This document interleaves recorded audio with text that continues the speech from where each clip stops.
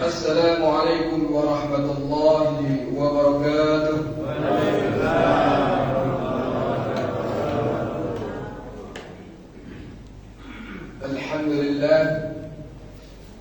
Alhamdulillahilladzi ja'ala taqwa libasas salihin. Ahmaduhu subhanahu wa ta'ala hamdan 'abdin mu'tarifin bi sidqil yaqin. أشهد أن لا إله إلا الله وحده لا شريك له الملك الحق المبين وأشهد أن سيدنا محمدا عبده ورسوله سيد الأولين والآخرين اللهم صل وسلم على سيدنا محمد وعلى آله الطيبين الطاهرين الراشدين وأصحاب أكرمنا وارض عنكم أجمعين أما بعد قال الله تعالى في القرآن الكريم أعوذ بالله من الشيطان الرجيم بسم الله الرحمن الرحيم إن عدة الشهور عند الله 12 شهرا في كتاب الله يوم خلق السماوات والأرض منها 4 حرم وقال رسول الله صلى الله عليه وسلم من خرج في طلب العلم فهو في سبيل الله صدق الله العظيم وصدق رسوله الكريم. Bapak-bapak, ibu-ibu, jamaah salat subuh Masjid Nurul Iman yang insyaallah kita semua dimuliakan oleh Allah Subhanahu wa taala. Salah satu daripada tanda abdan syakura, hamba yang senantiasa bersyukur kepada Allah, minimal lisannya senantiasa dibasahi dengan kalimat tahmid, yaitu kalimat Alhamdulillah Rabbil Alamin. Segala puji bagi Allah, Rabb yang maha memelihara alam semesta. Kemudian salawat dan salam tak lupa pula kita haturkan atas junjungan alam Sayyidina wa Habibina wa Syafi'ina wa Maulana Muhammad sallallahu alaihi wasallam beserta para keluarga, para sahabat, para tabi'in, para tabi'in sampai dengan kepada para pewaris beliau, yaitu para ulama, al-ulama'u warasatul anbiya, ulama pewaris para nabi. Berkat perjuangan para ulama terdahulu sehingga saat ini kita berhasil terbebaskan dari zaman jahiliyah, zaman yang penuh dengan kezaliman, zaman yang penuh dengan kemusyrikan, zaman yang penuh dengan kesesatan, menuju zaman ilmiah, zaman yang penuh dengan keilmuan. Dengan keilmuan kita dapat mengenal arti keimanan dan dapat merealisasikan ketakwaan kita kepada Allah Subhanahu wa taala. Yang kami hormati Ketua Masjid Nurul Iman beserta jajaran pengurusnya, yang kami hormati dan kami muliakan para alim ulama, para sepuh, para tokoh, para orang tua kami, bapak-bapak, ibu-ibu, serta jamaah salat subuh Masjid Nurul Iman yang insyaallah kita semua dimuliakan oleh Allah Subhanahu wa taala. Alhamdulillah, pada saat ini kita telah berada di dalam salah satu bulan hurum atau salah satu bulan yang dimuliakan oleh Allah Subhanahu wa taala. Yaitu berada di bulan Rajab tanggal 12 insyaallah. Tanggal 12 Rajab. Sebagaimana kita ketahui bahwa bulan Rajab ini salah satu bulan yang dimuliakan oleh Allah Subhanahu wa taala. Saking mulianya bulan Rajab, hal ini termaktub di dalam firman Allah dalam Al-Quran surah At-Taubah ayat 36 yang berbunyi, A'udzu billahi minasyaitonir rajim. Bismillahirrahmanirrahim. Inna 'iddatasy syuhuri indallahi 12 syahra. Sesungguhnya iddatasy syuhuri indallahi 12 syahra. Sesungguhnya di dalam proses penciptaan langit dan bumi di sisi Allah itu terdapat Isna Asyara Syahr, 12 bulan. Jadi sebelum adanya diciptakan makhluk, Allah terlebih dahulu menciptakan langit dan bumi, kemudian diciptakan bulan. Sebagaimana dalam firman Allah ini dilanjutkan fi kitabillahi, yang telah tertulis di dalam ketentuan Allah, tertulis di dalam kitab Allah. Yauma khalaqas samawati wal ardh, tertulis pada saat proses penciptaan langit dan bumi. Minha arba'atun hurum, yang di dalamnya terdapat 4 bulan hurum, 4 bulan yang dimuliakan oleh Allah Subhanahu wa ta'ala. Jadi di antara 12 bulan itu terdapat 4 bulan hurum, 4 bulan yang dipilih oleh Allah, yang dimuliakan oleh Allah. Dzalika dinul qayyim, yang telah tertulis di agama yang lurus. Jadi telah ditetapkan di dalam ajaran agama yang lurus. Fala tazlimu fihinna anfusakum. Ketika kita berada di dalam 4 bulan hurum, peringatan dari Allah, fala tazlimuna anfusakum, maka janganlah engkau berbuat zalim terhadap dirimu, terhadap sesama. Nah, jadi bulan hurum ini ada larangan, tidak boleh terjadi kezaliman. Kemudian dilanjutkan lagi di dalam ayat selanjutnya, wa qatilul musyrikina kaffah. Tetapi ketika kamu hendak memerangi kaum musyrikin kaffah, secara menyeluruh, maka perangilah. Kama yuqatilunakum kaffah, sebagaimana mereka memerangimu secara menyeluruh. Wa'lamu annallaha ma'al muttaqin, dan ketahuilah sesungguhnya Allah bersama orang-orang yang bertakwa kepada Allah Subhanahu wa ta'ala. Jadi dari firman Allah ini telah jelas, di dalam perputaran waktu, di saat proses penciptaan langit dan bumi, Allah menciptakan bulan, 12 bulan. Bukan bulan apa, maksudnya perhitungan kalender Qomariyah. Ada 12 bulan yang dimuliakan, ada 4 bulan yang dimuliakan oleh Allah di dalam 12 bulan. Jadi 12 bulan ini sudah dari dulu ada. Tapi perhitungan hijriahnya dimulai pada saat Sayyidina Umar bin Khattab. Nah, nanti kalau masalah kajian tahun hijriah itu lebih tepatnya kita bahas pada saat tahun baru Islam. Nah, pada saat ini kita fokus kepada bulan suci, bulan hurum. Apa itu bulan hurum? Bulan yang dimuliakan oleh Allah Subhanahu wa ta'ala. Nah, saat ini kita berada di bulan Rajab. Rajab ini termasuk ke dalam salah satu bulan yang dimuliakan oleh Allah Subhanahu wa ta'ala.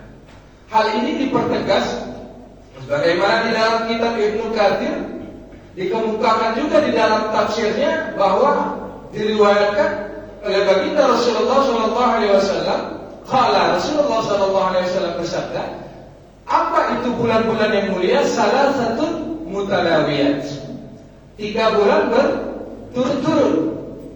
Di dalam 12 bulan tadi, yang termasuk dalam kategori arba'atul hurum, kata Rasulullah, salatun mutalawiyat, 3 bulan berturut-turut, yaitu Zulqa'dah, Zulhijjah, Muharram.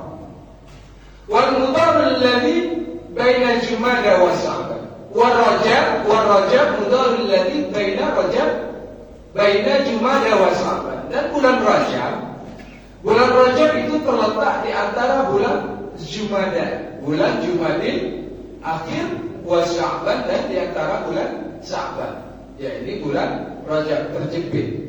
Kenapa di sini disebut warajabu mudar alladhi baina Jumada wa Sya'ban? Rajab itu bulannya yang dimuliakan oleh Kaum Mudar. Pernah dengar kaum Mudar? Belum. Kaum Mudar ini dulu paling sangat benci dengan baginda Rasulullah SAW. Kaum Mudar ini kalau dengar nama Rasul itu, mereka itu langsung mengutarakan berbagai macam kalimat hinaan, cacian, makian, sumpah serapah dan lain sebagainya.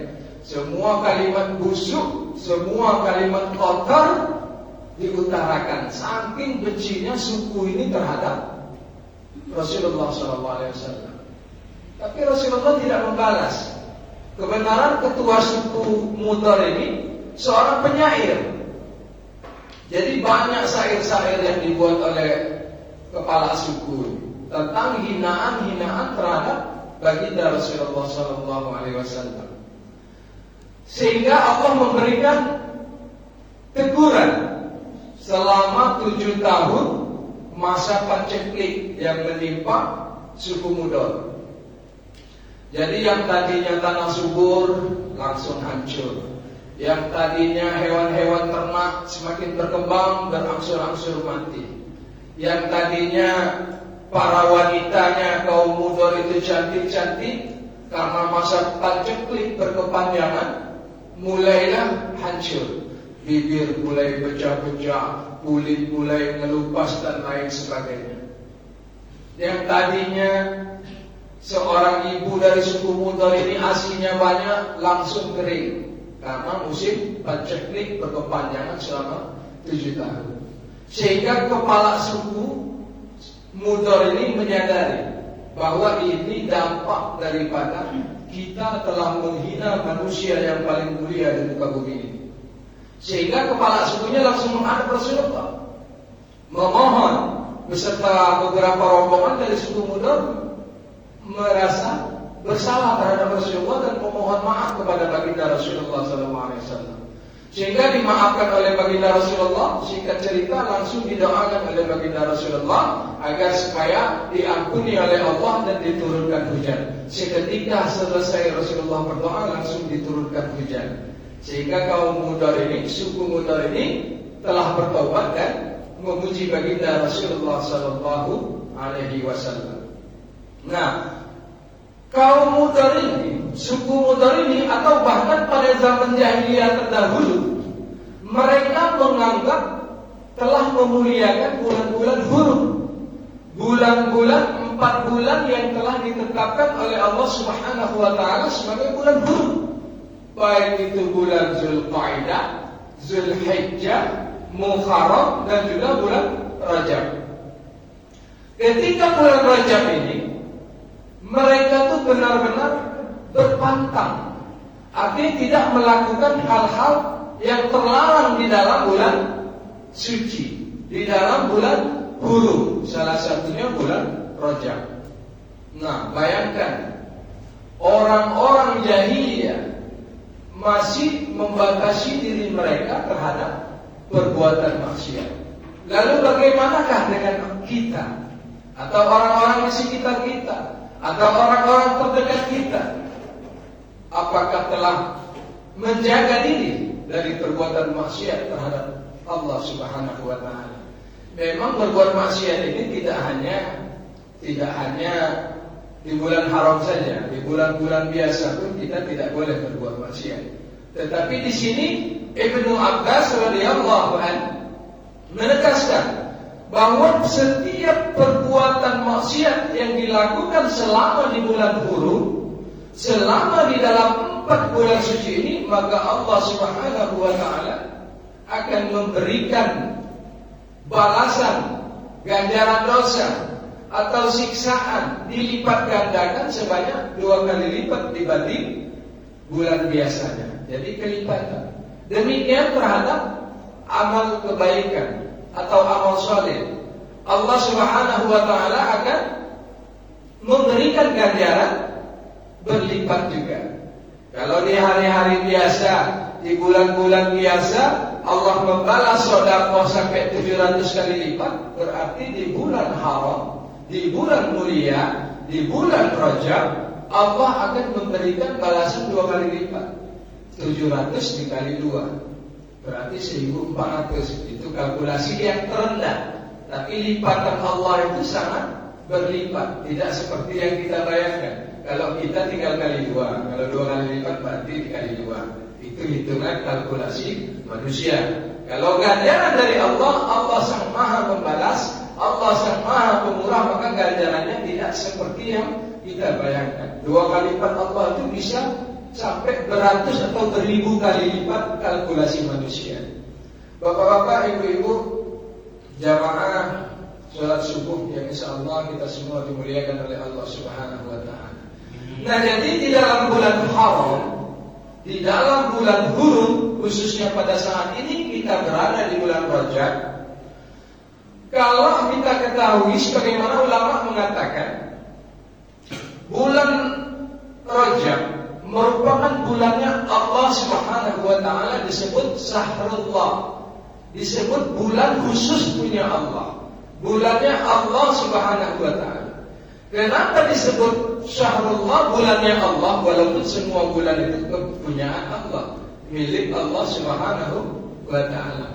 Disebut dengan Syahrullah, disebut dengan bulannya Allah, karena Allah di dalam bulan Rajab ini mengundang langsung hambanya, kekasihnya, Sayyidina wa Habibina wa Syafi'ina wa Maulana Muhammad sallallahu alaihi wasallam untuk datang ke Sidratul Muntaha, sampai ke Mustawa. Ya, ini peristiwa Isra wal Mi'raj.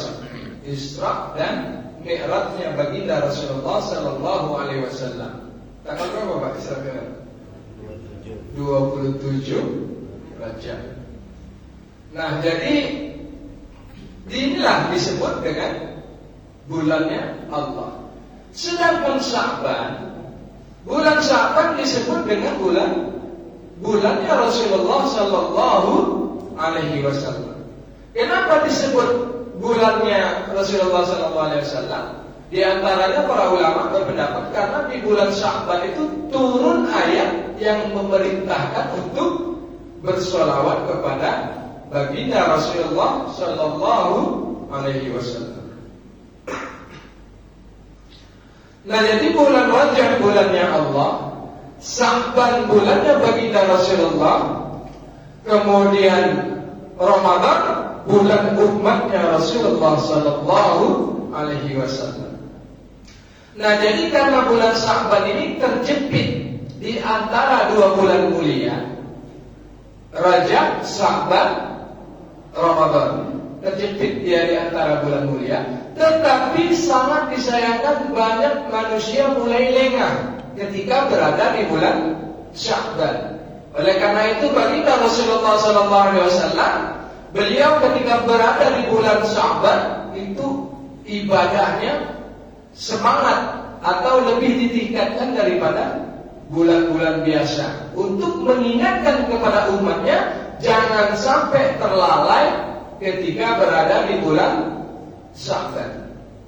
Nah, ini istilahnya Rasulullah mengingatkan supaya kita tidak terlena di dalam bulan Sya'ban. Sebagaimana Syekh Abu Bakar Al-Waraq Al-Balkhi mengatakan bahwa Syahrul Rajab Syahrul Zar'i, wa Sya'ban Syahrul Syaqi Zar'i, wa Ramadan Syahrul Hasadil Zar'i. Ditegaskan oleh Syekh Abu Bakar Al-Waraq Al-Balkhi mengatakan bahwa bulan Rajab adalah bulan Syahrul Zar'i, bulan untuk menanam. Wa Sya'ban Syahrul Syaqi Zar'i, bulan untuk menyiram. Bulan Sya'ban bulan untuk menyiram atau memupuk. Wa Ramadan Syahrul Hasadil Zar'i, sedangkan Ramadan adalah bulan untuk memanen. Nah, jadi kalau kita tidak menanam di bulan Rajab, kira-kira di bulan Sya'ban ada tak yang mau kita siram? Tanaman tak ada, apa yang tak disiram, apa yang tak dipupuk, Pak?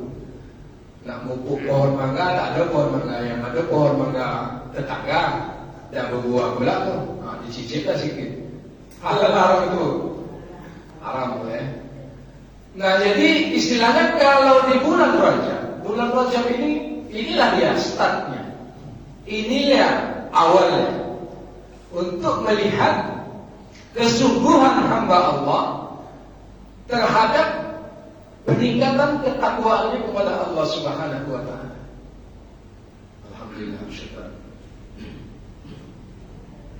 Untuk melihat start awal, kira-kira di start awal ini seorang hamba Allah itu apakah dia mulai menanam fokus terhadap ibadah, ketakwaan kepada Allah Subhanahu wa taala.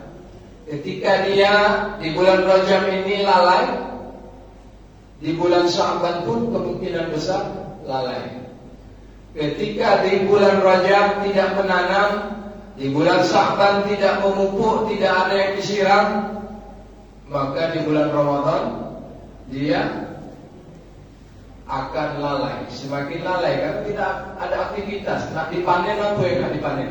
Bertanam enggak, dipupuk enggak, tahu-tahu nak langsung panen. Kemungkinan terbesar gagal. Kalau di dalam bulan Rajab dia mulai aktivitas ibadah, banyak sekali amalan-amalan di dalam bulan Rajab ini yang bisa kita lakukan sebagai pemupuk semangat ibadah. Di antaranya puasa Rajab, puasa sunnah Rajab.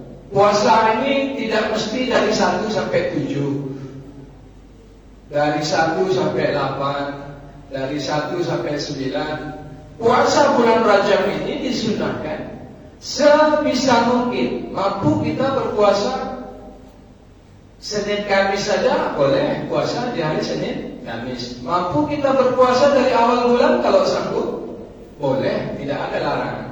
Tetapi ada juga hadis yang sering kita dengar, barang siapa yang berpuasa di bulan Rajab 7 hari berturut-turut maka akan dibukakan 7 pintu surga. Barang siapa yang berpuasa 8 hari berturut-turut di bulan Rajab maka akan ditutup pintu neraka, ditutup 8 pintu neraka. Nah, kalau dengar hadis yang kayak gitu itu hadis maudhu atau hadis palsu. Jadi pintu neraka 8 dari mana? Sudah terbuka pintu surga 7-7-nya, tak lagi orang di puasa Ramadan sudah selesai dari bulan Rajab ini diborong semua. Ini bahaya bulan. Jadi di bulan Rajab ini boleh kita semakin banyak melakukan amal ibadah, baik itu bulan berpuasa. Boleh, tidak mesti terpaku 7 hari, 3 hari, 8 hari, 9 hari. Tidak mesti terpaku. Semakin banyak kita melakukan ibadah, maka semakin bagus. Tidak ada batasan maksimum atau batasan maksimal. Nah, kalau dimulai puasa itu pelatihannya di bulan Rajab, nanti di bulan Sya'ban sudah mulai, tinggal menyiram, sudah biasa. Di bulan Ramadan sudah terbiasa, tinggal panen dia. Hasil ibadahnya itu memang sudah menjadi jati diri, sudah menyatu di dalam dirinya. Tapi kalau dia tidak berpuasa di bulan Rajab, di bulan Sya'ban pun tidak berpuasa, tahu-tahu langsung puasa di awal Ramadan. Puasa pertama langsung terdemam, tak kuat, pecah di tengah hari puasa. Ramadan kedua masih demam, tak puasa. Ramadan ketiga pemulihan, belum kuat untuk puasa. Ramadan keempat dah terbiasa tak puasa. Ujung-ujungnya 1 bulan penuh tak puasa. Na'udzubillah min dzalik. Nah, inilah dia. Makanya Syekh Abu Bakar tadi mengatakan bulan Rajab bulan menanam, bulan Sya'ban bulan menyiram, dan bulan Ramadan bulan memanen. Bapak-bapak, ibu-ibu, jamaah salat subuh yang insyaallah kita semua dimuliakan oleh Allah Subhanahu wa taala. Jadi setelah kita kaji lebih dalam di dalam firman Allah ini, di sini disebutkan yang tadi arba'atul huruf, kemudian di dalam ayat selanjutnya dzalika dinul qayyim, ini sebagai ajaran yang lurus, fala tazlimu fihinna anfusakum. Janganlah engkau berbuat zalim di dalam diri kalian. Nah, jadi jangan berbuat zalim. Ini langsung spontan. Dilarang oleh Allah Subhanahu wa taala, jangan berbuat kezaliman di bulan Rajab. Jangan berbuat kezaliman di bulan Hurum. Larangannya langsung spontan dari Allah Subhanahu wa taala. Nah, dulu zaman jahiliyah itu mereka ini mengakal-akali hitungan bulan. Jadi kalau seandainya saat ini berada di bulan Rajab, kan dilarang berperang. Jadi orang kafir ini menganggap bahwa ini bulan Rajab, kita dilarang berperang. Tapi mereka bisa mengatur waktu, memundurkan waktu. Ini belum masuk Rajab. Ini belum masuk Rajab. Rajabnya nanti seminggu kemudian. Jadi hari ini berperang dulu deh. Berperang menyerang orang Muslim. Karena mereka tahu orang Muslim ini hitungan bulannya, ketika mereka menghitung sudah hilalnya nampak bulan Rajab, maka benar-benar bulan Rajab. Dan tidak boleh berbuat kezaliman, baik terhadap diri sendiri apalagi terhadap orang lain. Nah, karena akal-akalan orang kafir ini, maka turunlah kelanjutan ayatnya, wa qatilul musyrikina kaffah. Dan perangilah mereka kaum musyrik kafah secara menyeluruh. Karena akal-akalan orang kafir tadi. Jadi kalau orang muslim tak melawan, tentu kalah. Istilahnya, ini sedang di bulan Rajab nih, tak boleh berperang. Orang musyrik sekedar tidak menyerang kita. Nah, jadi di sini kelanjutan ayatnya, wa qatilul musyrikina kafah. Maka perangilah orang-orang musyrik kafah secara menyeluruh. Jadi benar-benar perang, tidak apa-apa. Kama yuqatilunakum kafah, sebagaimana mereka memerangimu secara menyeluruh. Jadi kalau diserang tidak apa-apa, serang balik. Memerangi orang musyrik walaupun di bulan Rajab, ada orang berbuat zalim, tidak apa-apa, kita lawan sebagai bentuk pembelaan diri. Kemudian ayat selanjutnya, wa'lamu annallaha ma'al muttaqin.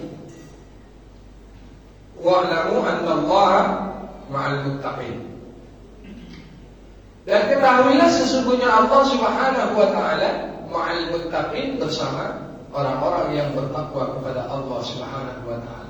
Nah, jadi akal-akalan orang jahiliyah ini dari dulu sama seperti orang Yahudi.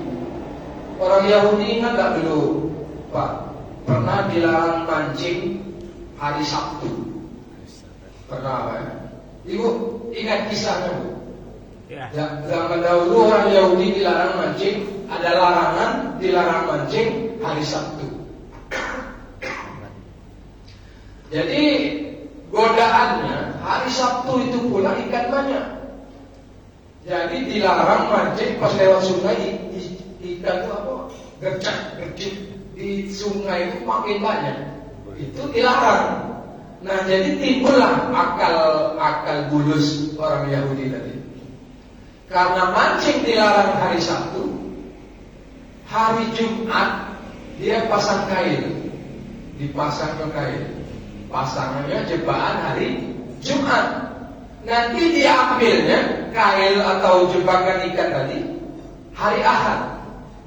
Nah, ini akal-akalan. Padahal niat dia tadi memancing hari Sabtu karena ikannya banyak. Jadi karena dilarang hari Sabtu, hari Jumat dipasangnya kail, dipasangnya jebakan ikan. Hari Minggu diangkutnya.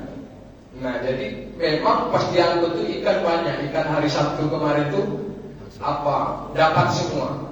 Nah, ini namanya akal-akalan hukum. Sama seperti kaum jahiliyah mengenai bulan-bulan haram, bulan-bulan yang dimuliakan oleh Allah Subhanahu wa taala, ketika mereka ingin berbuat maksiat, itu seakan-akan belum masuk.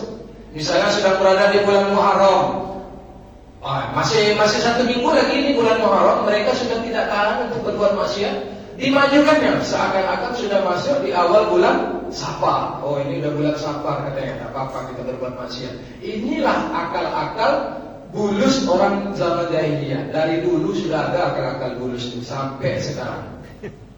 Habis akal bulus. Bapak-bapak, ibu-ibu, jamaah salat subuh yang insyaallah kita semua dimuliakan oleh Allah Subhanahu wa taala. Jadi telah jelas kelaku orang masa zaman jahiliyah dulu. Orang kafir, makanya bukan berarti ayat ini bertentangan. Larangan untuk berbuat zalim, wala tazlimuna anfusakum, itu jelas perintahnya bahwa kita dilarang untuk berbuat zalim. Yang biasa menggosip di bulan Hurum, maka tunda dulu gosip sampai selesai bulan Hurum. Yang biasa begadang main gaplek sampai subuh, tahan dulu, karena di dalam bulan Hurum. Setidaknya kita tidak berbuat zalim atas diri kita. Zalimnya di mana? Tidak mengistirahatkan tubuh, itu termasuk zalim. Karena tubuh badan ini membutuhkan waktu istirahat. Jangan dihabiskan oleh kegiatan-kegiatan yang membawa kita kepada dampak-dampak negatif. Nah, di bulan Hurum inilah, mulai dari Zulqa'dah, Zulhijjah, Muharram, berikut juga dengan bulan Rajab, fokus kepada ibadah. Makanya Ibnu Abbas menegaskan, setiap amal perbuatan yang kita lakukan ini ganjarannya 2 kali lipat, baik itu amal kebaikan ataupun amal keburukan. Maka fokuslah terhadap ibadah, bagaimana kita sukses di dalam bulan Rajab, istiqamah di dalam bulan Sya'ban, dan sukses di bulan Ramadan. Artinya kita sudah terbiasa. Insya Allah benar-benar akhirnya, endingnya menjadikan kita la'allakum tattaqun, benar-benar konsep orang yang bertakwa kepada Allah Subhanahu wa taala.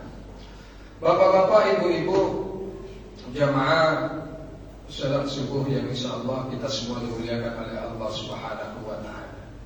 Jadi perhitungan kalender ini, kalender Hijriah, itu sudah dari awal proses penciptaan langit dan bumi. Artinya dari dulu, begitu selesai diciptakan langit dan bumi, diciptakan matahari dan rembulan, maka proses perhitungan waktu itu sudah terjadi. Allah telah menjadikan 12 bulan. Sebagaimana dijelaskan di dalam ayat ini, Allah telah menjadikan Isna Asyara Syahra, yaitu 12 bulan. Dari dulu memang 12 bulan. Dan dijelaskan juga, dipertegas, di antara 12 bulan ini ada 4 bulan Hurum.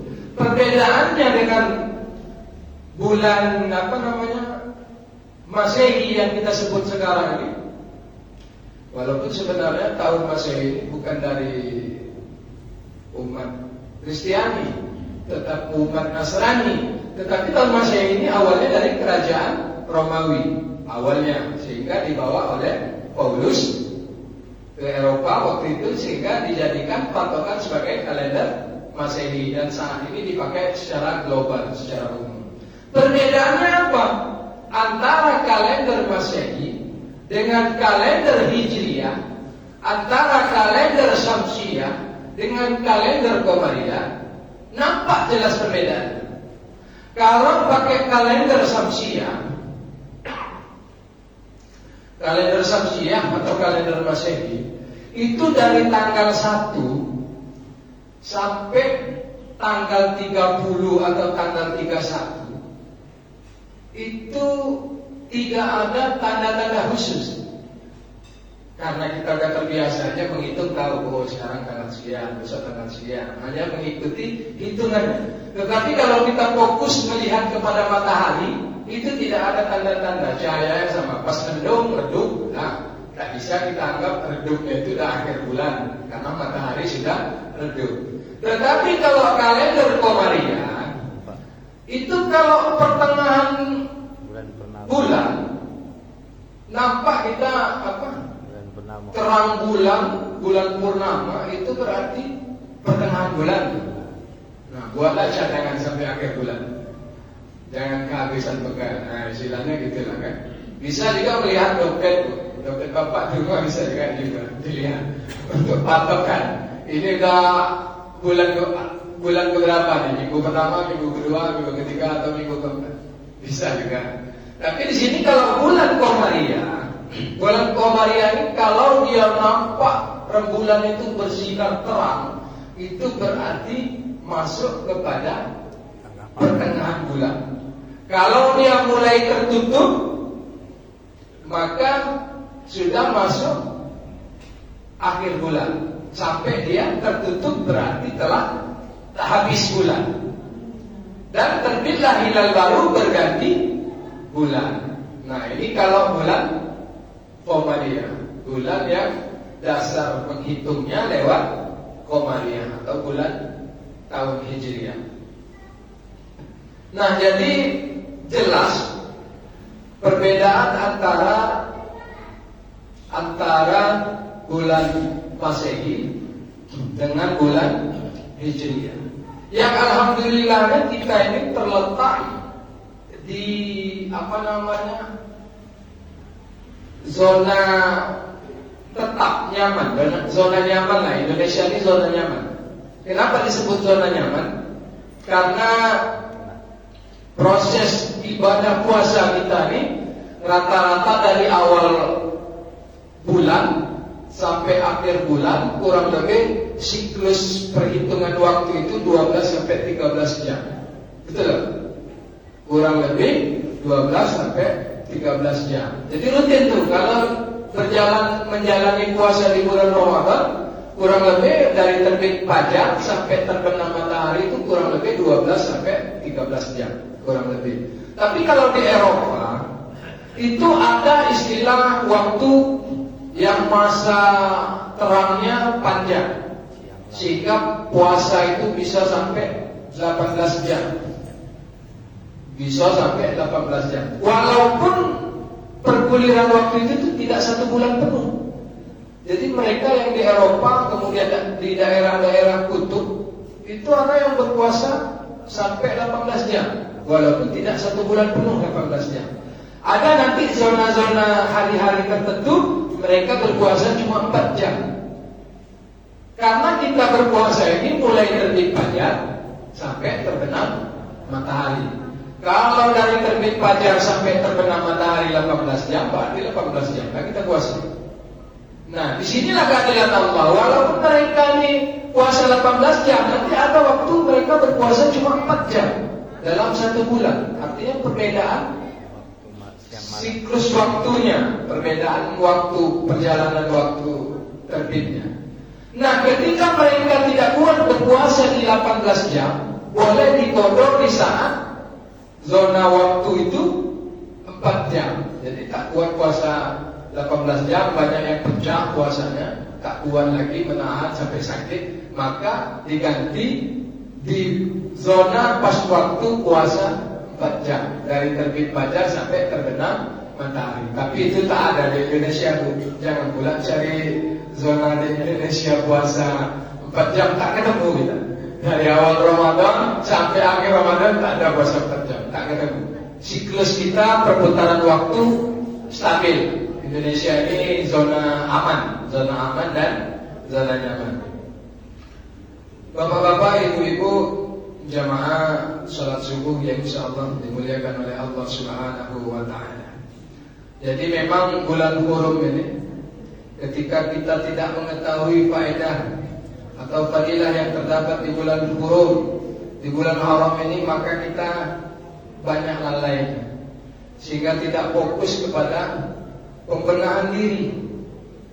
Lalai. Karena lalai ini memang agak lain, Bu. Misalnya Sholat ini biasanya kalau orang sudah mulai dari menunda waktu, itu nanti akan semakin meningkat. Pertama menunda, meleset dikit lah, berapa menit. Habis meleset berapa menit, meleset 1 jam. Habis meleset 1 jam di akhir waktu. Habis meleset di akhir waktu, kelewat lah, lewat satu. Pertama masih bisa diganti, lewat besok masih bisa dilawan, lewat satu walaupun di akhir waktu. Nanti lewat lagi, ujung-ujungnya malas ganti, satu waktu hilanglah subuh. Perlahan, nanti setelah hilang subuh seperti terbiasa, bertahap nanti isya pula kelewat. Kebiasaan ketiduran, isya nanti adalah tengah malam, kan panjang waktunya. Ujung-ujungnya tengah malam ketiduran lewat. Besok kayak gitu juga, ujung-ujungnya lewat 2 waktu bertahap.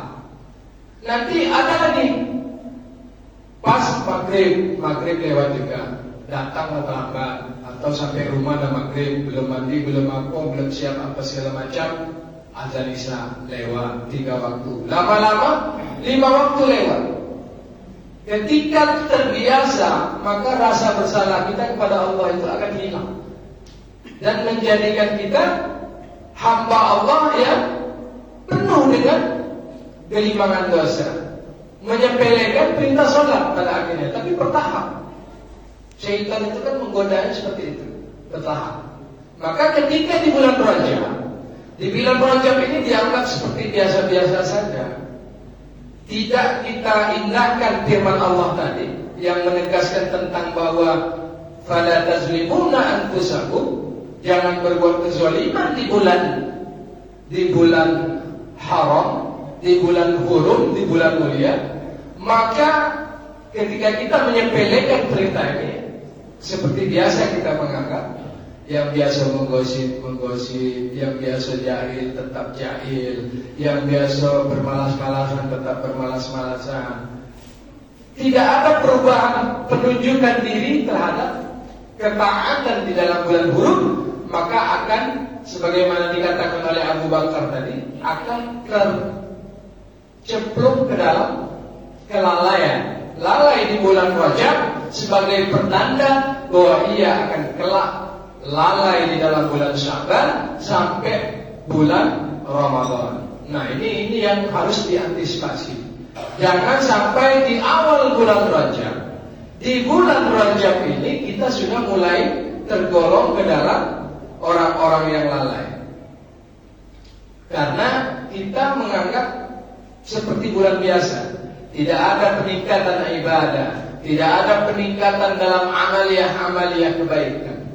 Oleh karena itu, niat yang pertama itu kita harus benar-benar mengharap keridhaan oleh Allah Subhanahu wa taala. Untuk niat balasan ganjaran, mendapat ganjaran berlipat dari Allah itu nomor 2. Yang pertama kita pasang niat, sengaja aku meningkatkan amal ibadahku di bulan suci Rajab ini untuk mendapatkan keridhaan-Mu ya Allah. Itu niat yang paling utama kita pasang di bulan Rajab. Jangan sampai niat kita ini terpeleset, entah istilahnya terpeleset hanya mengejar ganjaran. Karena yang pokok itu adalah keridhaan dari Allah Subhanahu wa taala, sebagaimana raditu billahi rabban wa bil islam madinah wa bi Muhammadin nabiyya wa rasulah. Bapak-bapak, ibu-ibu, jemaah salat subuh yang insyaallah dimuliakan oleh Allah Subhanahu wa taala. Karena waktu kita terbatas, masih ada lagi, Pak? Berapa menit lagi? 5 menit. 5 menit lagi. Waktu kita 5 menit lagi. Jadi jangan sampai kita tergolong orang yang lalai. Lalai dalam arti ketika kita memang sudah aktif di masjid, lalai juga dalam arti mungkin kurang peningkatan. Amaliyah atau zikirnya kurang panjang, atau iktikafnya tidak diamalkan.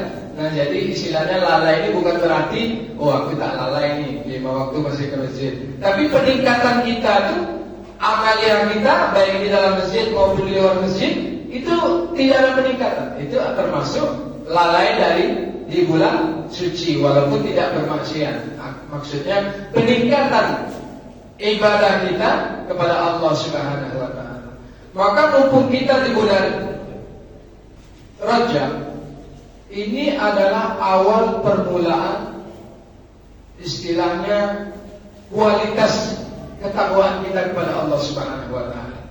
Ketika kita sudah mengoptimalkan ketaatan kita kepada Allah di bulan Rajab, maka insya Allah akan terus taat kita sampai di Sya'ban, dan insya Allah akan sukses di Ramadan, sehingga pada bulan-bulan sesudahnya akan menjadikan kita benar-benar hamba Allah yang bertakwa kepada Allah Subhanahu wa taala.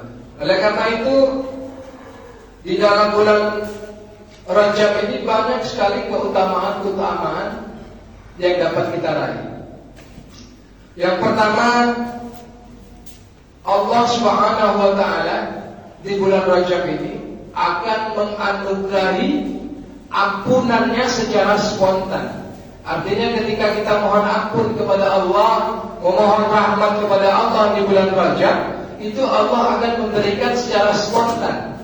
Ada hajat yang belum terkabul, kita mengajukan kepada Allah, memohon kepada Allah, maka Allah di bulan Rajab ini akan memberikan secara spontan dibanding bulan-bulan sebelumnya. Ini yang pertama, keunggulan bulan Rajab. Kemudian yang kedua, sebagaimana tadi saya terangkan, ditegaskan oleh Ibnu Abbas bahwa di bulan Rajab, di bulan hurum, Allah Subhanahu wa taala membalas 2 kali lipat, baik itu amal ibadah ataupun atas dosa maksiat yang kita lakukan. Allah membalas 2 kali lipat. Yang perlu kita ketahui, 2 kali lipat di sini bukan seperti kalkulasi manusia. Kalau pahala 700, 2 kali lipat 1400. 700 itu hitungan kita. Kalau hitungan Allah, Allah yang maha memberi, Allah yang maha pemurah, dan Allah juga yang maha membalas. Maka jangan kita samakan kalkulasinya seperti kalkulasi manusia yang bakhil, yang terbatas, yang sempit, yang terkadang menilai berdasarkan kepentingan. Kemudian yang ketiga, ada satu amalan di bulan Rajab, amalan yang sangat istimewa, yaitu amalan berpuasa. Karena potensi orang yang berpuasa di bulan Rajab, selain meningkatkan ketaatan kepada Allah, orang kalau berpuasa otomatis terpancing untuk selalu beribadah kepada Allah Subhanahu wa taala. Itu sisi positif yang pertama. Sisi positif yang kedua, ketika dia sedang berpuasa, maka dia senantiasa menghindari hal-hal yang berbau maksiat karena menjaga kualitas puasanya. Nah, inilah dia amalia yang terbaik di bulan Rajab. Kemudian amalan berikutnya beristighfar, memperbanyak istighfar kepada Allah Subhanahu wa taala. Setiap sholat, selesai sholat itu ucapkanlah istighfar, seminimal-minimalnya 100 kali jadilah. Kemudian diiringi dengan bersolawat kepada baginda Rasulullah sallallahu alaihi wasallam. Karena sebagaimana sama-sama kita ketahui, satu-satunya amalan yang tak pernah tertolak di sisi Allah adalah amalan sholawat. Jadi sholawat ini amalan yang pasti diterima oleh Allah. Amalan yang tak pernah tertolak di muka bumi ini cuma amalan sholawat. Intinya di bulan Rajab ini, marilah sama-sama kita perbaiki amal ibadah kita. Kita tingkatkan kualitas keimanan kita kepada Allah dengan merealisasikan ketakwaan kita kepada Allah Subhanahu wa taala. Yang tadinya kita jarang berpuasa di luar bulan Rajab, di luar bulan hurum, mari kita coba-coba untuk berpuasa. Walaupun Senin dan Kamis, seminggu 2 kali jadilah puasa. Yang tadinya kita berinfak di luar Rajab, hanya berinfak 10.000 sehari atau 10.000 seminggu, di bulan Rajab ini tingkatkan infak kita. Karena wa ma anfaqtum min syai'in fa huwa yukhlifuh. Tidak ada satupun yang kita infakkan kecuali pasti diganti oleh Allah secara spontan. Tidak ada infak itu yang tak diganti oleh Allah. Tapi jangan pula gara-gara itu kita rajin berinfak. Infaklah dulu 100 kan pasti diganti oleh Allah. Jangan pula niatnya minta ganti berarti. Jangan pasang niat minta ganti. Pokoknya niatnya berinfak di sabilillah. Nah, jadi karena waktu kita terbatas, ini pun insyaallah sudah hampir memasuki waktu syuruk. Jadi syuruk ini ibadah yang tak bisa juga kita sepelekan. Sholat isyraq ini ibadah yang ganjarannya kata Rasulullah SAW seperti ibadah haji dan umroh. Ditambah lagi ditegaskan oleh Rasulullah tammatin. Ibadah seperti ibadah haji dan umroh dengan sempurna kata Rasulullah. Dengan sempurna sampai 3 kali diulangi baginda Rasulullah SAW. Jadi bukan kaleng-kaleng ibadah sholat sunnah isyraq ini atau waktu awal duha. Cuman dia isyraq ini hanya bisa dilakukan oleh orang yang sholat subuh berjamaah, kemudian duduk di masjid sambil menunggu waktu isyraq. Baik itu dia ikut majelis taklim, atau dia bertadarus, atau dia berzikir, atau sekedar niat beriktikaf. Selesai sholat subuh berjamaah, zikir, doa, dah beriktikaf itu sampai menunggu waktu isyraq. Kalau sholat subuh di rumah masuk waktu isyraq, maka tak dapat kita. Tidak dinamakan sholat syuruk, tidak dinamakan sholat isyraq, tapi dinamakan sholat duha. Nah, mungkin hanya ini saja yang dapat kami sampaikan. Mohon maaf atas segala kekurangan. Kepada Allah kami mohon ampun. Billahi nasta'in. Wassalamualaikum warahmatullahi wabarakatuh.